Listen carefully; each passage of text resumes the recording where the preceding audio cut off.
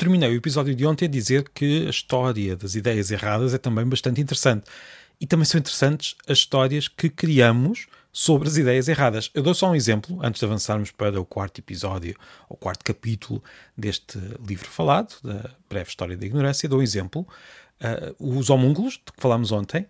Há um conto de Ted Chiang, um escritor de ficção científica muito, muito interessante. Foi o autor do conto que deu origem ao filme Arrival, que em português se chama O Primeiro Encontro, se não estou em erro. Um filme que começa com uma referência ao galego ao português, mas isso agora não interessa.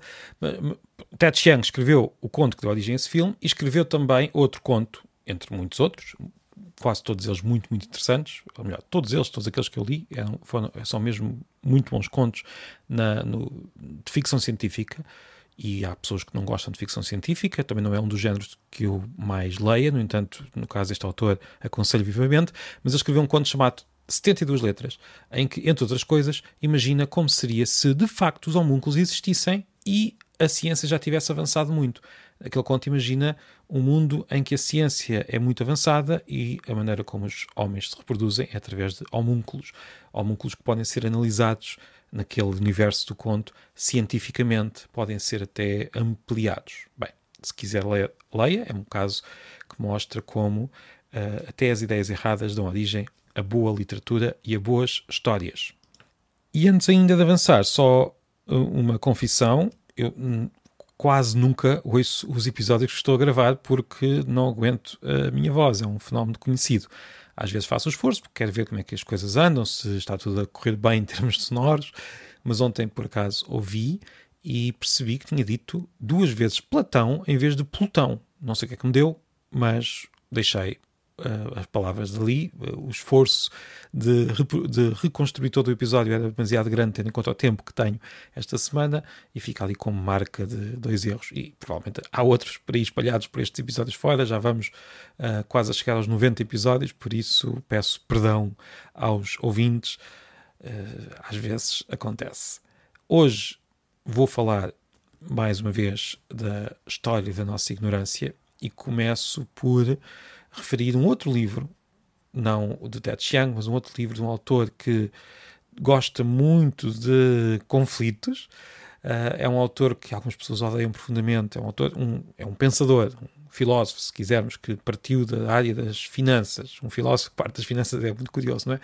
Mas é um autor bastante interessante. Chama-se Nassim Nicholas Taleb. Eu fiz um trabalho académico em que me baseei em algumas obras dele, por isso ele é bastante importante para mim. Há coisas com as quais concordo muito, outras um pouco menos, mas neste caso o livro de que estou a falar é o livro Antifragilidade, que é um livro muito interessante. E uma das coisas que o livro diz a certa altura é que alguns objetos muito antigos são particularmente antifrágeis. O que ele quer dizer com antifrágil é o oposto da fragilidade.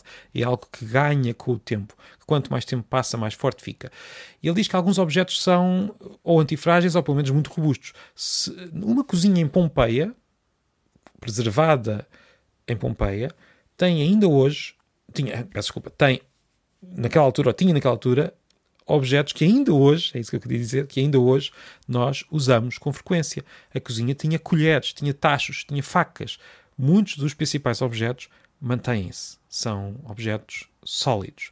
Mas, embora o passado tenha certos aspectos que se mantêm solidamente pelo tempo fora, o passado é muito difícil de compreender.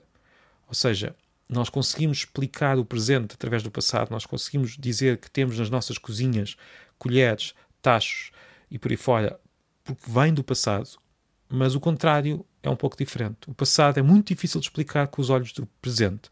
No mesmo livro, Taleb diz outra coisa muito curiosa. Se nós pegarmos numa chávena e se soubermos que a vamos atirar ao chão, nós sabemos com bastante precisão como é que essa chávena vai, qual é o aspecto dessa chávena no futuro imediato. Daqui a poucos minutos, a chávena vai ser um monte de cacos. No entanto, o contrário não acontece. Se nós tivermos um monte de cacos, é muito difícil perceber o que é que estava ali há poucos minutos, se não tivermos visto o acidente. Ou seja, a partir de cacos, nós temos muita dificuldade em reconstruir rapidamente a imagem de uma chávena, mas a partir da chávena temos facilidade em construir a imagem de cacos. Isto para dizer algo que parece um absurdo, mas não é assim tão absurdo. Às vezes é mais difícil prever o passado do que o futuro. E eu sei que o verbo prever não se devia aplicar para o passado, mas eu penso que compreende-se aquilo que eu estou a querer dizer. Isto tudo para dizer que se a nossa ignorância sobre a forma como funciona o universo, sobre o sistema solar, sobre tudo e mais alguma coisa é bastante grande, provavelmente bastante maior até do que nós pensamos, tanto a ignorância individual como a ignorância coletiva, a nossa ignorância sobre o passado humano é também muito grande. Hoje nós sabemos mais do que sabíamos ainda há pouco tempo, tal como acontece no caso da ciência, mas sabemos muito pouco, tendo em conta tudo o que haveria para saber, imaginando uma entidade que soubesse tudo o que tinha acontecido no passado humano. Nós sabemos muito pouco. Basta pensar que há 200 anos nós não fazíamos ideia, por exemplo, que tinha havido uma obra chamada Gilgamesh, na antiga Suméria. Uma das primeiras, se não a primeira obra literária. Hoje sabemos. Gilgamesh é muito antigo. No entanto, há 200 anos, esse conhecimento sobre o passado não existia. Se pensarmos que houve muita coisa que se perdeu, nós podemos perceber que, se calhar, o Gilgamesh teve muita sorte. Há muita coisa que existiu ao longo dos milénios e que se perdeu. Há muitos livros que já não existem. Na Antiguidade, por exemplo, há livros que nós sabemos que existiram porque os seus títulos estão referidos noutros livros, mas eles já não existem. Quantos livros não só não existem, como nem sequer os títulos estão ainda preservados. Simplesmente desapareceram. E há mais.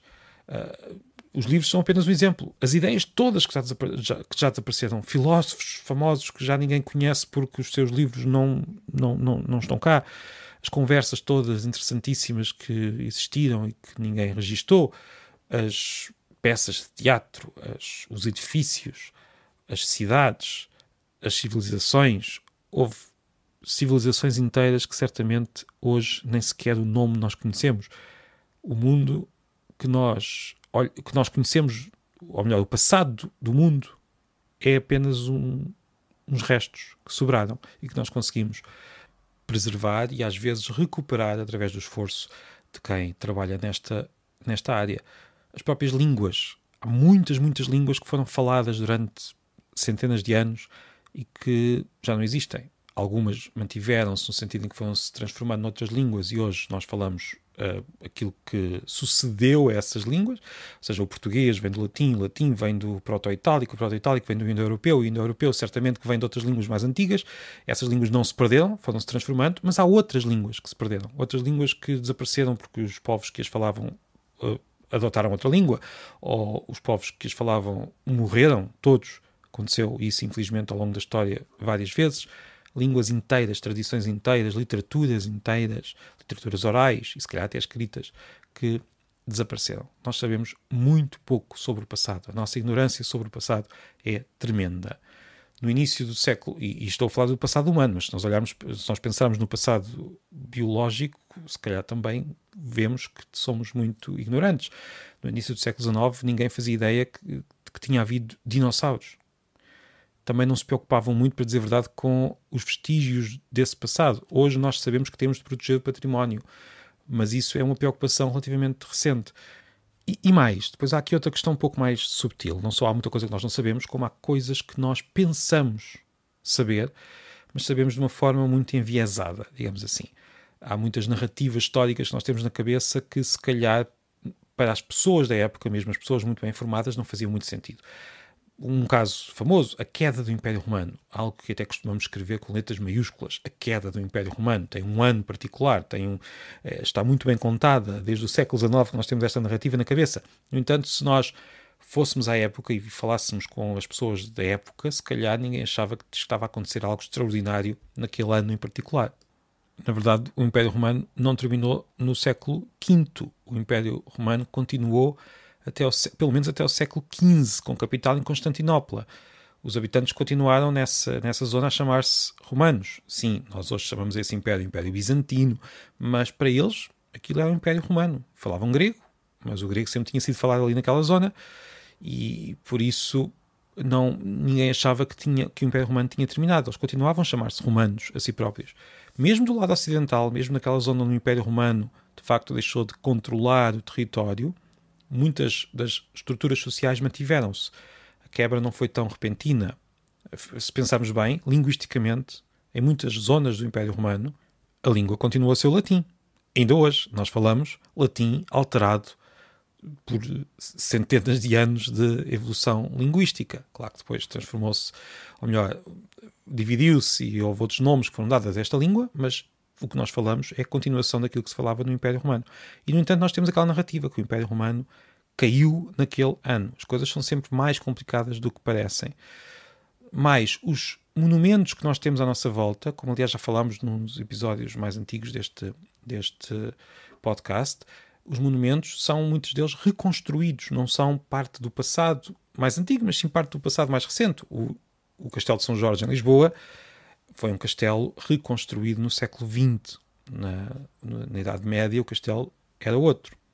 As próprias palavras escondem muita coisa. A palavra escondem muitas diferenças, como já vimos, aliás, ontem, mas agora olhando para palavras mais relacionadas com realidades humanas.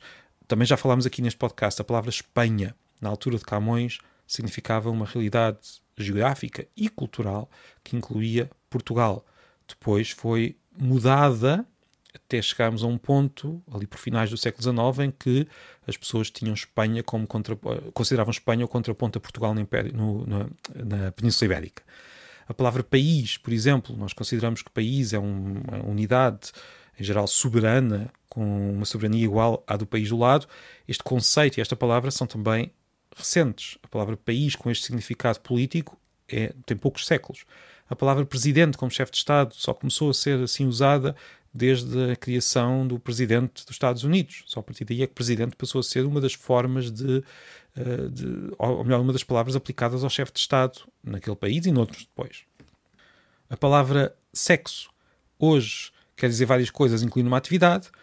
Até ao século XIX queria dizer apenas um grupo de pessoas. Havia o sexo feminino e o sexo masculino. A atividade que se faz não era considerada, não se designava com esta palavra. Sexo não era uma coisa que se fazia, era um grupo de pessoas. A palavra nação era um grupo de pessoas com características comuns, que podiam ou não residir sob a mesma autoridade. Não era propriamente uma unidade política. Uma cidade, por exemplo, podia ter várias nações. Constantinopla tinha a nação grega, a nação turca, a nação arménia, por aí fora. Naquela cidade, nação eram grupos de pessoas que partilhavam características como a língua ou a cultura. Era um conceito relativamente vago, parecido talvez com o conceito de comunidade hoje. A ideia de nação como um conjunto de cidadãos com poder político, com um território e que querem ter um Estado, podem ter ou podem não ter, mas querem ter um Estado, ou querem pelo menos representação política de alguma maneira. Essa ideia é muito recente à escala da história humana. Estas mudanças subtis levam a que o passado seja, como se diz muitas vezes, um país estrangeiro. E a própria língua que lá se falava nesse país estrangeiro era diferente, mesmo que o país seja o nosso. Portugal do século XVI, Portugal do século XV, até Portugal do século XX é o mesmo país, a língua é a mesma, parece, mas há ali o miolo das palavras já é um pouco diferente. E não nos podemos esquecer, além disso, que cada época conta as histórias das épocas anteriores à sua maneira.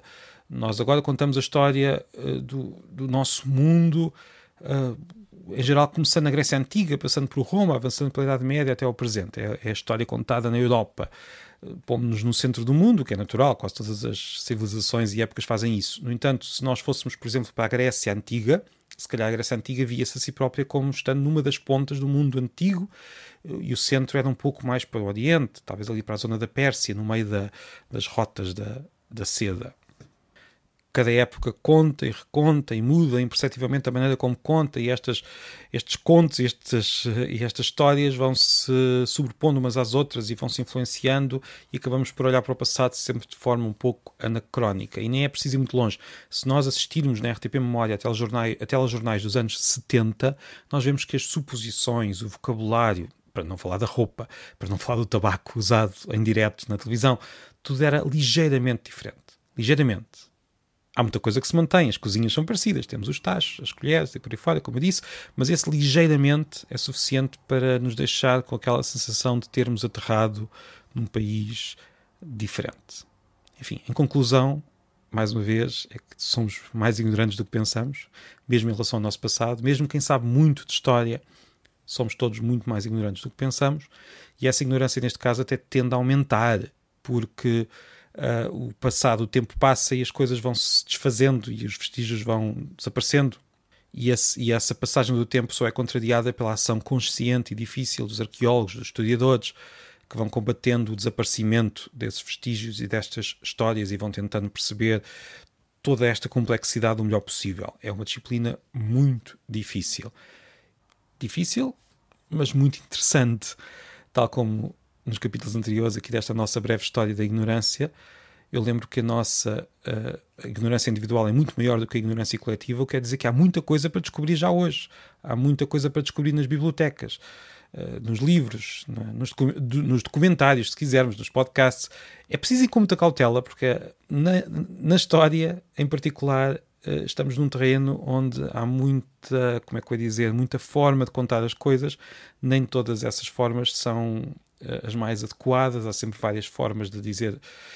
Enfim, como vimos, há muitas formas de contar a mesma história, mas mesmo assim há muito boa informação e muito conhecimento que está ao nosso dispor se quisermos ter o trabalho de ler bons livros e de ouvir, mais uma vez, bons professores, bons historiadores neste caso. Há muita coisa para descobrir nesse território da nossa ignorância. E pronto, foi mais um capítulo da breve história da ignorância. Obrigado e até amanhã.